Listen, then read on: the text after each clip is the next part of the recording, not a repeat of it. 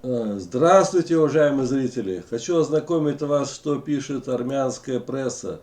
Последние новости. Так, сегодня 5 января. Тема называется «Как Никол готовит армянский народ к миру», в кавычках. Так, в ночь на Новый год Никол Пашинян говорил о задачах на 23 год.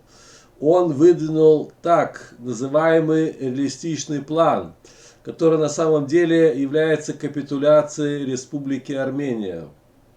Это пишет армянское издание, конкретно обвиняя Пашиняна, что он будет сдавать, как сказать, Республику Армения. Так, я покажу на карте вам. Вот видите, уже новая карта.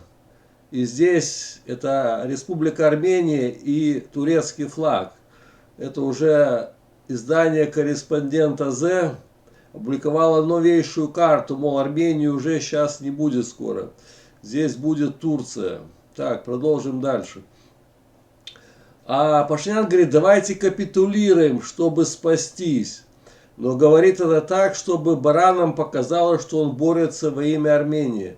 В общем, Пашинян считает население Армении баранами.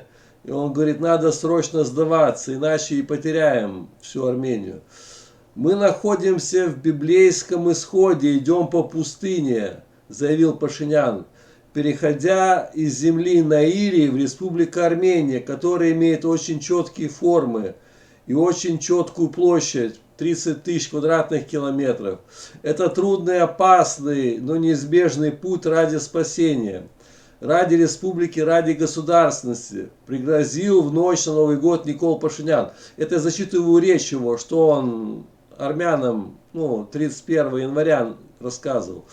В переводе его слова означают, нужно удовлетворить турецко-азербайджанские предусловия, сдав Карабах Азербайджану, и отказаться от процесса международного признания геноцида армян. Никол предлагает отказаться от декларации независимости Армении во имя спасения и мира, но в реальности это путь войны и краха. Слова Никола Пашиняна сейчас тиражируют его клиенты дешевки. Они пишут, мол, сложившаяся в Армении в Карабахе обстановка требует, чтобы власти Армении и Карабаха приняли решение. И в послевоенной обстановке такие решения не могут быть по нраву лишь нам одним. Эти дешевки дополняет Никола, заявляя, что если в этой судьбоносной ситуации не найдутся принимающие данное решение, то мы лишимся государственности, а затем независимости. Обратим внимание, николовцы выбрали технологию кривого зеркала, представляют все перевернутое с ног на голову.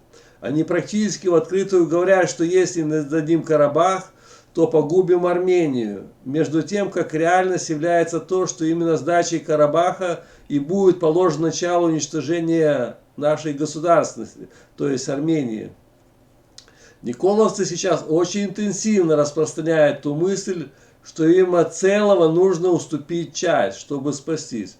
Ну как этот Остап Бендер говорит, чтобы спастись, надо отдать часть, зато мы как бы оставим в себе целое. Помню, что 12 стульев, там как раз это выражение похожее было. В общем, надо отдавать срочно Карабах, иначе мы не спасемся.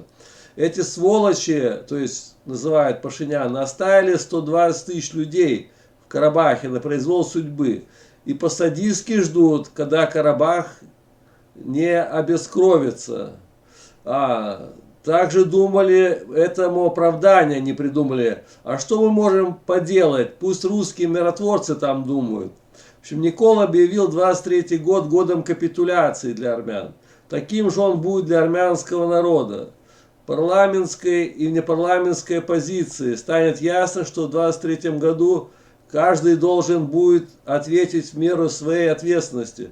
Вот видите, конкретно уже армянское издание обвиняет Никола Пашиняна, что он готовит к сдаче Карабаха, а потом еще и Армении. Вот такие новости. Всем спасибо, всем пока, до новых встреч.